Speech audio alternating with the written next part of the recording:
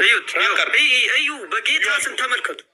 ደግ ነው እንትና ረጂ ነው እንትና እንደዚህ ነው ብለን ነው የምናውረው የምናስበው። ሰው ግን ጠጋ ስትሉት ገና ጉድ ጉድ ጉድ ጉድ ጉድ ይሰማል። ገና ጆከር እንግዲህ እያንዳንዷን ነገር በቪዲዮ በማስረጃ ነው ላይቭ ላይ እየለቀቀው ማለት ነው። ይህን ሁሉ ጉድ እህቶቻችን የሚደርስባቸው ስቃይ፣ የዱባይ ደላሉ ጭካኔ ግን እኔ ሙኒት በዚህ ደረጃ ትሆናለች በሚል አንድ ቀን ሙኒትን እንደዚህ አልሳልኳትም። አንድ ቀን ማለት ነው ፈጣሪ በሚያውቀው ነገር ግን እኔ በጣም ነው ሰርፕራይዝ የሆንኩት።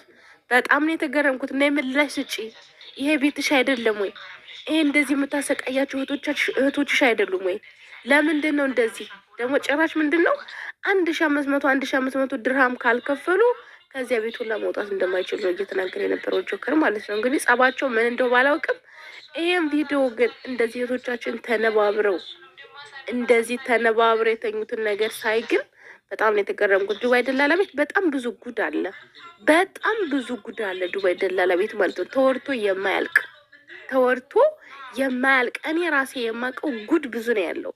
ነገር ግን የሙኒትን እኔ እውነት ሰርፕራይዝ ነው የሆንኩትኝ። ሁላችን ብንሆን እኮ አንዳንድ ሰዎችን የምንሰራቸው ሰዎች አሉ። እንትና እንደዚህ ናት፣ እንትና እንደዚህ ነው ብለን ስዕል ስለን አስቀምጠናቸዋል በልባችን ውስጥ። ያንን የሳልነውን ሰው ሳይሆኑልን ሲቀሩ ሰርፕራይዝ እንሆናለን። እኔ ሙኒትን በጣም በተለይ ባለፈው እንግዲህ አቡን ስትረዳ በጣም ሰርፕራይዝ በቃ ሰው ናት ከልቧ የሰው ጠረን ያላት ናት ብዬ ነበር። እንደዚህ ሰው ትበድላለች፣ ሰው ላይ እንዲህ ታደርሳለች፣ ድሃ እንደዚህ ታደርጋለች የሚል ግምት አንድም ቀን ህሊና ውስጥ የለም ካወቅኳት ጀምሮ። ማለትም በአካል ሳይሆን ሶሻል ሚዲያ ላይ እንደዚህ በምታደርገው ነገር ካወቅኩ ጀምሮ እንደዚህ ወሬዋን በቅርበት ነው በእርግጥ የተከታተልኩት። ሶሻል ሚዲያ ላይ ራሱ ብዙም አይደለም፣ ቲክቶክ ላይ ግን ላይቭ ላይ ሆና እንደዚህ እነ መሲ ቤት እነ አቡ ቤት እነ ሳራ ቤት ምናምን ነገር ተሰቅላ ስታወራሉ ብዙ ጊዜ ማየት እና በምታረገው ነገር ሰዎችን በምትረዳው ነገር ለሰዎች በምታረገው ነገር የትም ቦታ ይሆኑ በምታረገው ነገር እንግዲህ በጣም ደግ ሰው እንኳን እንደዚህ የሚበደል ሰው እንደው ከሷ አጠገብ ያለ ሰው ታድሎ ነበር ምለው። ከሷ አጠገብ ያለ ሰው ታድሎ፣ ለሷ የቀረባ ሰው ታድሎ ነበር ምለው። እኔ ፈጣሪ ነው የምላችሁ ማሮሻችሁ ነገር ግን የሰው ልጅ ተነቦ የማያልቅ መጽሐፍ ነው። ለካ የሰው ልጅ ከአንድ በኩል ሌላ ነው ያልኩትኝ።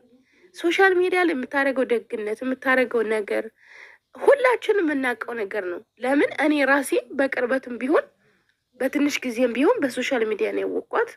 በምታደርገው ነገር በእያንዳንዷ ነገሯ ነው እያወቅኳት እና በጣም ደግ እንደሆነች ነበር የሳልኳት። ስንቶቻችሁ ናቸው እንደዚህ? ታዲያ ለምንድን ነው በእህቶቻችን ላይ ይሄ ሁሉ እህቶቻችን እንደዚህ የሚሆኑት? ድሃ የሚንቅ ሰው በነገራችን መጨረሻ ውርደት ነው። ሁሉም ሰው ከድሃ ቤተሰብ ተነስቶ ነው እየተለወጠ ያለው። ሁሉም ሰው ከመንግስት ጀምሮ እያንዳንዱ ባለሀብት የድሃ ልጅ ነው።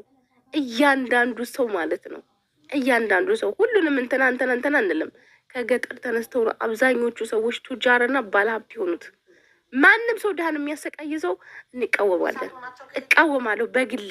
ድሃን የሚያሰቃይ ዘመድ ወገን የለውም፣ ስደተኛ ነው፣ ማንም የለውም ብሎ በአንድ እንትን ላይ ተነባብራችሁ ተኙ፣ ልብስ ጠቡ፣ ሽንት ቤት ጠቡ እያሉ ማሰቃየት እኔ በግሌ በጣም ነው የምቃወመው።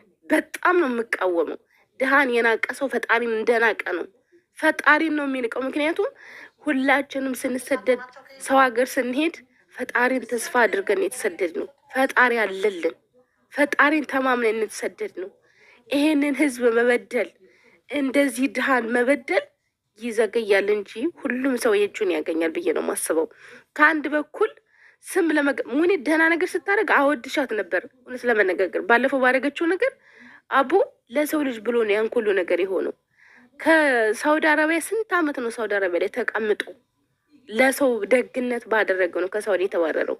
እዚህ ሀገርም ቢሆን ከተቀምጦ ለሰው ደግነት ባደረገው ነው በ6 ወሩ ከዚህ ሀገር እንዲወጣ የተደረገው።